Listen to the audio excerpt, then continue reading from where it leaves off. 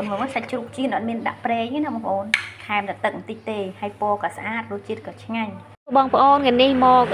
chiên sạch ở đạ pre chá bông ôn tham mà đã ở ní sạch những nhâm so sạch lại pi ngày món nữa bông ôn là dân vô mà chiên ở đạ pre chá tê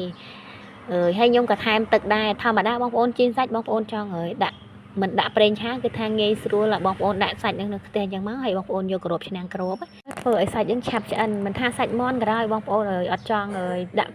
pre chá bông ôn ai phơi bị thi nướng bông ôn cro hay bao phơi bị tịnh phơi chân nó về phơi sạch món như ấy mà nó bị chạp chân bàn ló nhom chiên sạch món ấy mình nhom phơi bị thi nướng bông ôn nhom đã sạch món này tới nhom bạc phơi tịnh tới hay nhom cột chân tới tụ bay ở sạch dương ở ban po có hom sát có sạch dương ở chai đây bông ôn phơi để xa nhom cột á tậpពីនឹងមកខ្ញុំប្រើឲ្យយើងយកក្របឆ្នាំងក្របបានតែបានថតបង្ហាញវីដេអូបងប្អូននេះពេលដែលយើងក្របឲ្យវារៀងរីងទឹកហើយយើងញីអញ្ចឹងមកហ្នឹងសម្រាប់បងប្អូនដែលចង់បានពណ៌ស្អាតពណ៌ក្រហមរៀងស្អាត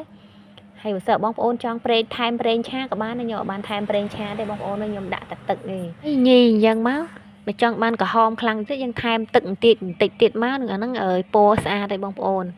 ខ្ញុំខ្លាណាខ្ញុំខ្ជិលបងប្អូនខ្លាណាបើខ្ញុំខ្ជិលទៅខ្ញុំរៀងស្ងួតពេកខ្ញុំដាក់ប្រេងឆាបន្តិចទៅហ្នឹងមកសាច់បើសាច់គោពេលណាខ្លះខ្ញុំក៏ដាក់ទឹកបន្តិចដែរហើយខ្ញុំក៏ចាក់ប្រេងឆាបន្តិចដែរព្រោះសាច់គោឲ្យវាអត់មានខ្លាញ់ទេវាសាច់សុទ្ធហ្នឹងវារៀងរឹងណាធម្មតាការប្រឡាក់សាច់បងប្អូនប្រឡាក់សាច់សុទ្ធវារៀងរឹងហើយបងប្អូនប្រឡាក់សាច់3ជាន់ឬក៏សាច់ស្មើមុខវាធ្វើឲ្យអាសាច់ស្មើមុខហើយនឹងសាច់3ជាន់វាមានខ្លាញ់អញ្ចឹងទៅវាចេញចេញខ្លាញ់ពីក្នុងសាច់ហ្នឹងមកវាធ្វើឲ្យសាច់យើងវារៀងទន់អញ្ចឹងវាអត់សូវរឹងដូចសាច់សុទ្ធទេហើយបងប្អូនចង់ប្រឡាក់សាច់អីក៏បានដែរអាស្រ័យលើយើងចូលចិត្តទេបងប្អូនអើយឥឡូវទឹកនេះគឺខ្ញុំបានថែមទឹកបន្តិចដើម្បីយកអារសជាតិពីក្នុងបាតខ្ទះយកមកឆាបាយបងប្អូនពេលនឹងភ្លក់នោះវារៀងល្មមហើយប៉ុន្តែពេលខ្ញុំដាក់បាយទៅវារៀងដាក់បាយរៀងច្រើនដែរដល់ហើយទៅខ្ញុំក៏បានថែមជាម្សៅរ៉ូឌីថែមម្សៅរ៉ូឌីបន្តិចហើយនឹងស្ករសដាក់បន្តិចដែរបងប្អូនអត់បានដាក់ច្រើនទេថាយើងភ្លក់រសជាតិអីតាមមាត់យើងហូបអញ្ចឹងណាបើខ្ញុំនេះបាយឆាអញ្ចឹងរសជាតិឡែមទេយើងឆារសជាតិឡែមយើងហូបមួយសាច់អាំងឬសាច់ចៀនវាល្មមអញ្ចឹងណាហើយមានជ្រក់មានអីមកភាសាខ្ញុំកូនកដាខ្ញុំក៏អត់ញ៉ាំជ្រក់ទេបាយស្រូបអីហ្នឹងក៏ថាក៏អត់ញ៉ាំជ្រក់ទេឲ្យតែទិញជ្រក់មកគឺថាទុកឲ្យខ្ញុំអ្នកហូបអញ្ចឹងទៅ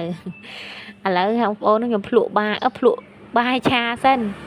ភ្លក់មើលទៅវារៀងស្ទើវាស្ទើបន្តិចខ្ញុំក៏បានដាក់រ៉ូឌីបន្តិចតែខ្ញុំក៏បានដាក់ស្ករសបន្តិចដែរខ្ញុំភ្លក់ដល់រសជាតិមកល្មមឯងហើយបាយឆាបើយើងហូបជាមួយសាច់ជ្រូកអាំងសាច់ជ្រូកចៀនហើយមានអាជ្រក់ទៅសក់ក៏បានជ្រក់សណ្តែកបដោះក៏បានហើយឬក៏អាជ្រក់បាយស្រូបក៏បានដែរវាមួយយ៉ាងទេបងប្អូនវាឆ្ងាញ់ដូចគ្នាហើយខ្ញុំថែមតែស្ករសប៉ុណ្ណឹងគឺរួចអីបងប្អូនរសជាតិឡែមហើយបើបាយឆាបងប្អូនចង់ហូបបាយឆាច្រើនបងប្អូន